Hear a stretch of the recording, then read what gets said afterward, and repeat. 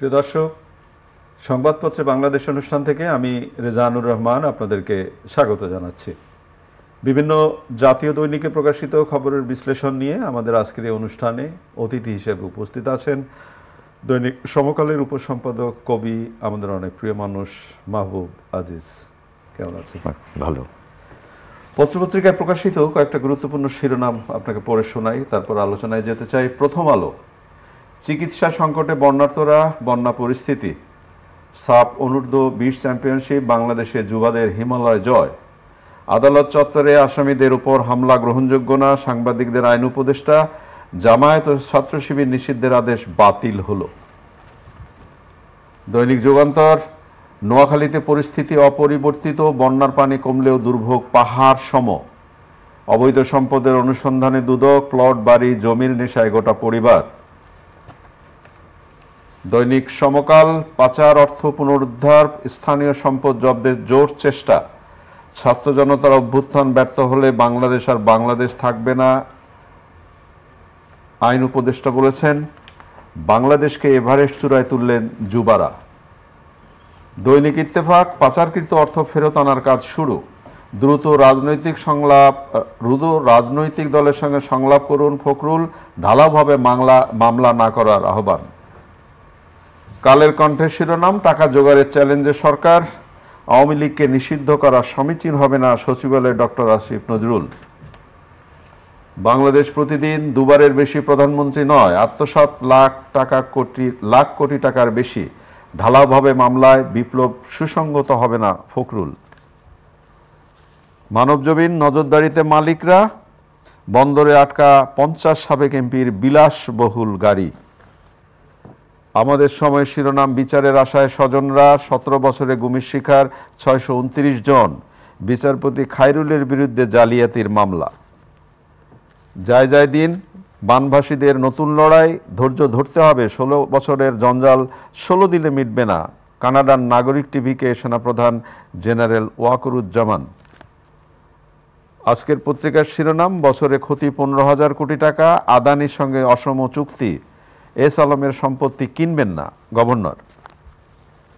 সময়ের আলো শিরোনাম, আগস্টের বেতন নিয়ে আশঙ্কা, পুলিশের তালিকায় 47 পোশাক কারখানা, এবার ঘুরে দাঁড়ানোর চেষ্টা বানভাসীদের। প্রভাবশালীরা কত টাকা ঋণ নিয়ে আত্মসাৎ করেছেন হিসাব হচ্ছে, প্রধান উপদেষ্টা। দেশ রূপান্তর, 2,36,000 কোটি পরিচালকদের ব্যাংক ঋণ। বন্যা আসে দ্রুত যায় ধীরে, ভবন ধসের আশঙ্কায় উদ্ধার অভিযান নিয়ে সংখ্যা, গাজী টায়ার্স কারখানা। দৈনিক সমকাল, দৈনিক সময়, জামাতে ইসলামী ছাত্র শিবিরের রাজনীতি নিষিদ্ধে আওয়ামী প্রজ্ঞাপন বাতিল। ইনকেলাব, ওরা এখনো ধরাছোঁয়ার বাইরে, বিতর্কিত এস আলম গ্রুপ নিয়ে কঠোর অবস্থানে গভর্নর। দৈনিক জনকণ্ঠ, বাণীবন্দী 28 লাখ মানুষ, নোয়াখালী ও লক্ষ্মীপুরে বেড়েছে বন্যার পানি। উপদেষ্টাদের বিদেশ সফরকালে অনুসরণীয় নির্দেশনাবলী। কাজে আপনি শিরোনাম শুনলেন। আমরা বন্যা এবং অন্যান্য পরিস্থিতি নিয়ে তো কথা বলবই, এবং বেশ কিছু রাজনৈতিক গুরুত্বপূর্ণ কথাও আছে, কিন্তু তার আগে একটু আনন্দের খবর নিয়ে আলোচনা করতে চাই, আপনার সাথে শেয়ার করতে চাই। ফুটবল, মানে ক্রিকেটের গণজোয়ার তো এখন, কিন্তু তারও আগে আমরা আমাদের তারুণ্যে, আমাদের একেবারে কিশোর বয়সে যে উন্মাদনা দেখি সেটা ফুটবল নিয়ে, এবং ফুটবলের আবাহনী মোহামেডান নিয়ে। বাংলাদেশের যুবরা হিমালয় জয় করলো, একটি পত্রিকার প্রথম আলো শিরোনাম। গত 22-এ তারা ভারতের কাছে হেরে গিয়েছিল, এবার নেপালকে হারিয়ে চ্যাম্পিয়ন হয়ে গেল। ফুটবল নিয়ে আপনার প্রত্যাশার কথা শুনতে চাই। অনূর্ধ্ব-20 এটা, এবং খুব চমৎকার যে আমরা জাতীয় দল পরপর ক্রিকেটেও তো খুব ভালো করলো পাকিস্তানকে, পাকিস্তানের মাটিতে, মানে খেলার ক্ষেত্রে দুটোই ভালো সম্ভব, বড় খবর। এবং এটা যে আমাদের যে একটা তারুণ্যের যে জয় চারদিকে, সেটারই ধারাবাহিকতা, এবং অবশ্যই একটা দেশের যে মুখ উজ্জ্বল করবার একটা খুব বড় জায়গা খেলাধুলা, এবং সেখানে বাংলাদেশের এই জয় অত্যন্ত আনন্দিত হবার মতো।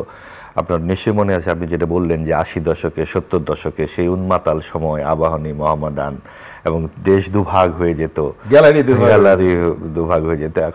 এখনকার মানুষ হয়তো সেটা ভাবতেও পারবে না যে ফুটবল নিয়ে কি পরিমাণ উন্মাদনা ছিল। এখন যদি গল্প করি তরুণদের কাছে তারা বলতে না, অবিশ্বাস্য বলে মনে হবে। তো সেই জায়গা থেকে নিশ্চয়ই এটা আমরা আবারও সেই এরকম একটা খুব ভালো জায়গায় আমরা পৌঁছে যাব এবং আমাদের দেশের সুস্থ সাংস্কৃতিক চর্চার একটা অংশই তো খেলাধুলা, এবং সেটা অবশ্যই খুব আনন্দের বিষয়। এবং একই সাথে বোধহয় আমরা আশা করতেই পারি যে দেশের একটা পরিবর্তন এলো, নতুন সরকার, নতুন সম্ভাবনা, নতুন দেশ।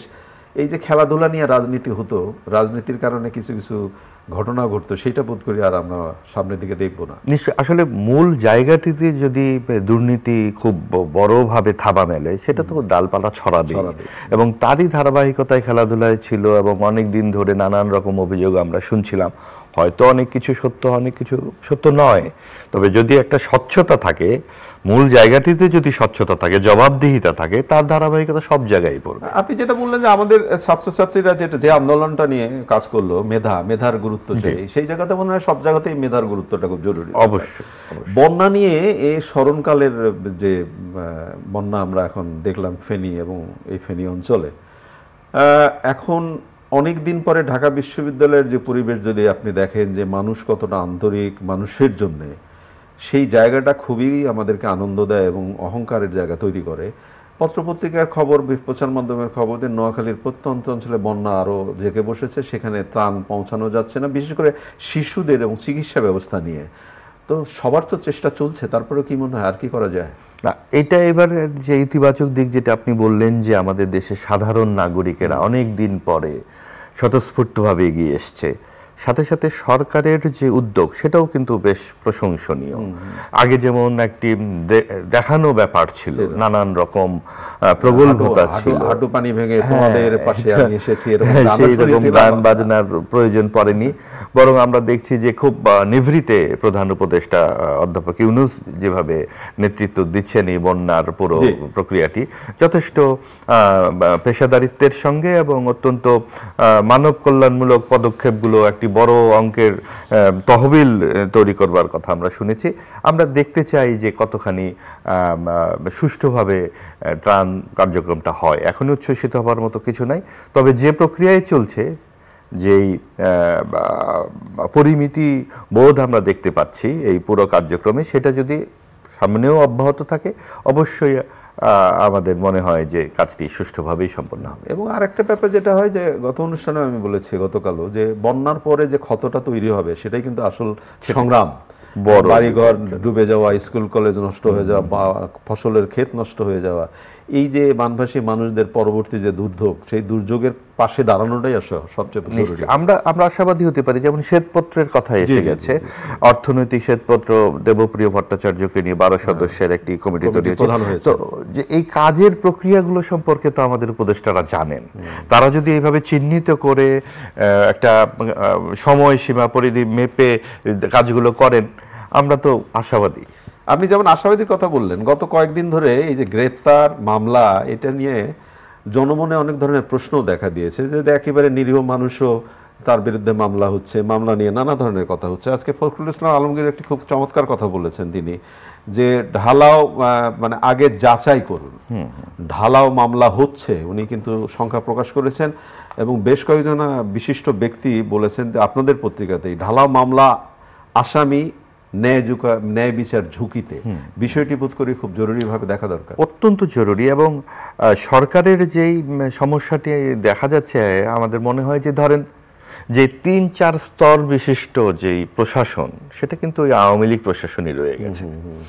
এবং এখানে তো 1-2 ব্যক্তির পরিবর্তন হচ্ছে, বিশেষত প্রধানমন্ত্রীর জায়গাটিতেই বড় পরিবর্তন দেখা যায়, কিন্তু যে রাষ্ট্র কাঠামো এবং যে দৃষ্টিভঙ্গি, একটি দর্শনে তো চলে সবকিছু, সেই দর্শনের জায়গাটি কিন্তু ওই আওয়ামী প্রশাসনই রয়ে গেছে। তো এখানে যে তড়িঘড়ি যে মামলাগুলো হচ্ছে, সেটা কিন্তু দুটি দিক খেয়াল করা যায়। একটা হচ্ছে যে যেই জনরোষ তৈরি হয়েছিল আওয়ামী লীগ মন্ত্রী এবং তাদের যে সমস্ত তাদের মানুষের বিরুদ্ধে, তাদেরকে খুব দ্রুত মামলা দিয়ে জেলে পুরে এই জনরোষ থেকেও কিন্তু বাঁচানো হচ্ছে বলে একটা অভিযোগ আছে। এবং সেই মামলাগুলো এমন মত আছে এবং এই মামলাগুলো করা হয়েছিল আওয়ামী লীগের শেষ আমলে, বিএনপির লোকদের নামে। সেই বিএনপির লোকদের নামের মামলাগুলোতে অ্যারেস্ট হচ্ছে আওয়ামী লীগের লোকেরা, উল্টা। হ্যাঁ, এবং সেই মামলা কিন্তু আসলে গুলিটা যার বিরুদ্ধে গিয়েছিল উল্টা লেগে গেল, কিন্তু সময় মতো এই মামলা টিকবে না, এতই দুর্বল তার ভিত্তি, গাঠনিক ভিত্তি। তো সেক্ষেত্রে কি হচ্ছে, অভিযোগ কিন্তু যুক্তিসঙ্গতভাবেই করা যায়। যখন আপনি জানবেন যে রাস্তা পার হবার মতো যথেষ্ট ব্রিজ নাই, কিন্তু আপনি প্রতিশ্রুতি দিচ্ছেন হ্যাঁ আপনি দাঁড়ান, আপনি তো ভেঙে পড়ে যাবেন। তো আপনি যেই মামলাতে উঠাচ্ছেন সেটা তো ভেঙে পড়ে যাবে, তার মেরিটটা তো থাকছে না। তো সেই ক্ষেত্রে যারা মামলাগুলো করছেন, এটা কিন্তু আগের প্রশাসনেরই ধারাবাহিকতা। এই ক্ষেত্রে সরকার তো মাত্র কয়েকজন উপদেষ্টা, এই ছাত্ররা আছেন, তো সেই পেশাদারিত্বের জায়গাটা বা অনেক দূর দেখবার জায়গাটি কিন্তু এখনো আমরা দেখতে পাচ্ছি না। তো অবশ্যই মামলা করা দরকার সুনির্দিষ্ট অভিযোগের ভিত্তিতে, এবং যাদেরকে অলরেডি চিহ্নিত, এগুলো তো জানা গেছে গত 15 বছরে কারা কি করেছেন, সেই মামলাগুলো করলেই তো হয়, দুর্নীতির মামলা। সেক্ষেত্রে আমি যদি আপনাদের পত্রিকার একটি শিরোনামেই বলি, সমকালের ছাত্র জনতার অভ্যুত্থান ব্যর্থ হলে বাংলাদেশ আর বাংলাদেশ থাকবে না, এটা সাক্ষাৎকার দিয়ে দেন আমাদের আইন উপদেষ্টা। এবং তিনি একথাও বলেছেন যে উনি মন্তব্য করেছেন সাকিব আল হাসানের জন্য যে আশা করি সাকিব গ্রেপ্তার হবেন না। আমার ছোট আমি জানি না আমার বোকার মতো প্রশ্ন হচ্ছে কিনা, আইন উপদেষ্টা যখন বলবেন যে আশা করি সাকিব গ্রেপ্তার হবেন না, তাহলে এই যে মামলা করার যে প্রবণতাটা, যা মামলাটা হলো, তো এমনিতেই তো এর মামলার মেরিটটা থাকে না যে জায়গা থেকে। আসলে রেজা ভাই দেখেন, সাকিব আল হাসান এমপি হয়েছেন জানুয়ারি মাসের 5 তারিখে, তারপরে 6-7-8 মাস, এর 5 মাসে উনি বিদেশে ছিলেন, খেলাধুলা করছেন। তো তিনি মাগুরার এমপি, তার নামে কেস হয়েছে, মামলা হয়েছে আদাবরে এক গার্মেন্ট শ্রমিক হত্যার, আদাবরে, এবং সেটা 5 তারিখে ঘটনা। তিনি সেদিন কানাডার ক্রিকেট লিগে খেলছিলেন। এই হচ্ছে পরিস্থিতি। এইরকম যদি মামলা হয় তাহলে তো এটা বোঝাই যায় যে সাকিব একটা খুনের আসামি। তো আসলে এই যে পার্সপেক্টিভটা আমরা তো বুঝতেই পারি, আমরা তো এই দেশেরই মানুষকে যে কে কি করেছে না কি করেছে, কি থেকে কি হলো, হ্যাঁ এটা এখন আইন উপদেষ্টা যথার্থই বলেছেন, কিন্তু উনি এটাও বলেছেন যে একটু দুঃখজনক কথাগুলো শুনলাম যে উনি বলছেন যে সাকিব দেশের জন্য কি করেছে, সে তো তার নিজের জন্য করেছে। এটাও কিন্তু সেই আগেরকার মন্ত্রীদের অতি কথনের মতোই মনে হচ্ছে। সাকিব দেশের জন্য কিছু করে নাই। গত 16টা বছর এই সারা পৃথিবীর বুকে বাংলাদেশের পতাকা এ প্রান্ত থেকে ও প্রান্ত নিয়ে গেছেন যেই তরুণটি, যার অসামান্য নিষ্ঠা বাংলাদেশের মুখ উজ্জ্বল করেছে। আমরা আজকে একটু পরিস্থিতির পরিবর্তনের সুযোগে এইভাবে বলে ফেলবো। আমার মনে হয় যে এই বিষয়গুলো নিয়েও আমাদের অবশ্যই চিন্তা করার খুব জরুরি দরকার আছে। আপনি নিশ্চয়ই খেয়াল করেছেন যে আগের দিন আর পরের দিনের বাংলাদেশ একেবারে বিপরীত বাংলাদেশ, নতুন এক বাংলাদেশ। জামাতকে নিষিদ্ধ ঘোষণা করা হলো, ছাত্র শিবিরকে নিষিদ্ধ ঘোষণা করা হলো, 28 দিন পর জামাতের সেই উঠে গেল, অভিযোগটা উঠে গেল, এবং জামাতের আমির যেটা বলেছেন যে কারো বিরুদ্ধে আমার কোনো অভিযোগ নেই, আমি সবাইকে ক্ষমা করে দিলাম। এবং একইভাবে যে রাজনীতির পরিবর্তন একটা আসছে সবকিছু মিলে, আপনার ধারণা কি মনে হয়? রেজা ভাই, আসলে কি স্পষ্টভাবে কয়েকটা কথা বলতে চাই। সেটা হচ্ছে বাংলাদেশ এখন একটা খুবই সন্ধিক্ষণে দাঁড়িয়ে। আমরা যতই উচ্ছ্বাস প্রকাশ করি না কেন, যতই আমরা প্রগল্ভ ইত্যাদি নানান রকম কবিতা আবৃত্তি করতে পারি, মূল কথা হচ্ছে যে কয়েকটি জায়গায় আমাদেরকে দৃষ্টি দিতে হবে। দ্বিতীয় স্বাধীনতা, দ্বিতীয় মুক্তিযুদ্ধ বলতে আমরা আসলে কি বোঝাচ্ছি? দ্বিতীয় স্বাধীনতা, দ্বিতীয় মুক্তিযুদ্ধ বলে কিছু নাই। মুক্তিযুদ্ধ একবারই হয়েছে, এবং সেখানে 30 লক্ষ প্রাণের বিনিময়ে আমরা একটি বাংলাদেশ পেয়েছি। সেই বাংলাদেশ 52 বছরের উত্থান পতনে একটি জায়গায় এসে দাঁড়িয়েছে। সেটা খুব ব্যর্থ রাষ্ট্রও নয়। তার সাফল্য ব্যর্থতা যারা অংশগ্রহণ করেছেন, অনেক ভুলভ্রান্তি আছে, অনেক কিছু আছে, আমাদেরও আছে, সকলেরই ভুলভ্রান্তির ফল এই জায়গাতে এসে দাঁড়িয়েছি। আজকে প্রায় 1000 খানেক মানুষের আত্মত্যাগ এবং ছাত্রদের অসামান্য যেই অংশগ্রহণের পর্যায়ে থেকে আমরা বলছি যে হ্যাঁ আমরা একটা নতুন স্বপ্ন দেখছি। না, নতুন বাংলাদেশও দেখছি। নতুন বাংলাদেশ তো এরশাদ সাহেবও বলেছেন, নতুন বাংলাদেশ গর্ব বলা, নতুন করে আজ শপথ নিলাম। এই নতুন বাংলাদেশ শব্দটি আমাকে খুব ভীতির মধ্যে ফেলে ফেলে দেয়। হ্যাঁ, আমরা নতুন বাংলাদেশ না, 52 বছরের যে বাংলাদেশটি ধারাবাহিকতায় ভুল ত্রুটিগুলো আছে, আমাদের প্রথম করতে হবে রাষ্ট্র সংস্কারের যে জায়গাগুলো। আমাদের প্রিয় ছাত্রছাত্রীরা যে কথাটা বললেন, এটা 18 সালেও বলেছিলেন রাষ্ট্র মেরামত করতে হবে, যে সড়ক নিরাপদ আন্দোলন। ওরা তখন কিশোর ছিল, আজকে তারা তরুণ হয়ে সরকারি ফেলে দিয়েছে। কাজেই তাদের প্রতি আমাদেরকে অবশ্যই অনেক আমাদের ভরসার জায়গা তারা, সেই তরুণরা। এখন যেই জায়গাটি জামাতকে নিয়ে যে প্রশ্নটি আপনি করলেন, জামাত ক্ষমা করার কে? তারা বলবে আমরা ক্ষমা করে দিয়েছি। এই বিষয়গুলো নিয়ে অবশ্যই ভাবনা এবং যুক্তি, পাল্টা যুক্তির বিষয় আছে। ক্ষমা তো আপনাদের চাইতে হবে, আপনি ক্ষমা করছেন কাকে? কাজেই এই বিষয়গুলো নিয়ে তারা আজকে হয়তো খুব আস্তে আস্তে কথা বলছেন, এবং এই কথাগুলো অবশ্যই সকলেরই সমানভাবে কথা বলবার জায়গা আছে, কিন্তু অপরাধ অপরাধী, এবং সেটা আপনি এক সময় এসে বলবেন। আমরা নিশ্চয়ই ইতিহাস সবকিছুই কখনো ক্ষমা করে না, কোনো কিছুর ইতিহাস নিশ্চয়ই ভবিষ্যতে কি বলবে সেটার অপেক্ষায় আমরা থাকি। তবে বর্তমানের যে বাংলাদেশ, আমাদের এই যে অন্তর্বর্তী সরকার যে বাংলাদেশের সংস্কার করতে যাচ্ছেন, সেটাতে বোধ করি আমাদের সময় দেওয়াটা খুব জরুরি দরকার। অবশ্যই, খুবই জরুরি দরকার। অবশ্যই ঠিক এই জায়গাটিতেই আমাদেরকে আসলে ধৈর্য ধারণ করতে হবে, ফোকাস করতে হবে। আমরা যেই ভুলগুলো করেছি, আমরা ক্ষমতায় গিয়ে আর ক্ষমতা ছাড়তে চাই না। এই জায়গাটিতে এটাই যেন শেষ, আর কোনো শেষ নেই। এটাতে রাশ টেনে দিতে হবে। 2 টার্মের বেশি, যেটা অলরেডি টিআইবি গতকালকে বলেছেন যে 2 টার্মের বেশি কেউ প্রধানমন্ত্রী হতে পারবেন না, এবং রাজনৈতিক দলের যদি যিনি প্রধান তিনি প্রধানমন্ত্রী হতে পারবেন না। নিজ দলের বিরুদ্ধে ভোট দেবার বিধান থাকতে হবে সংসদে। এই ধরনের আরো অনেক কথাবার্তা আসছে, বিশেষ করে আনুপাতিক ভোটের ব্যাপারটা আসছে, যে আসন ভিত্তিক ভোট বাদ দিয়ে যে দল যত পার্সেন্ট ভোট পাবে তাকে তত আসন দেওয়া হবে, তাতে অনেক পার্টিসিপেটরি ব্যাপারটা ঘটবে। অর্থাৎ অন্তর্ভুক্তিমূলক যদি সংসদ হয় এবং সব মানুষ যদি অংশগ্রহণ করতে পারে, সবচেয়ে বড় কথা আমার ভোটটা আমি দেব, যাকে খুশি তাকে দেব, যেটা গত 15-20 বছরে সেই ভোটটা অনেকেই দিতে পারেন। এটা একেবারে প্রহসনে রূপান্তরিত হয়েছিল। গত 3টে নির্বাচনের যে প্রহসন এবং যে হাস্যকর সমস্ত ঘটনাগুলো ঘটেছে, এটাই আসলে সবকিছু ওলটপালট করে দিয়েছে। অনেক ধন্যবাদ আপনাকে। প্রিয় দর্শক, আমরা যে বিষয়গুলো নিয়ে কথা বললাম আপনারা শুনলেন। টিআইবি যে প্রস্তাব রেখেছে সেটাও আলোচনা হলো। সময়ের প্রয়োজনে আমরা নিশ্চয়ই বাস্তবতার নিরিখে এগিয়ে যাওয়ার চেষ্টা করব প্রিয় মাতৃভূমি বাংলাদেশকে নিয়ে।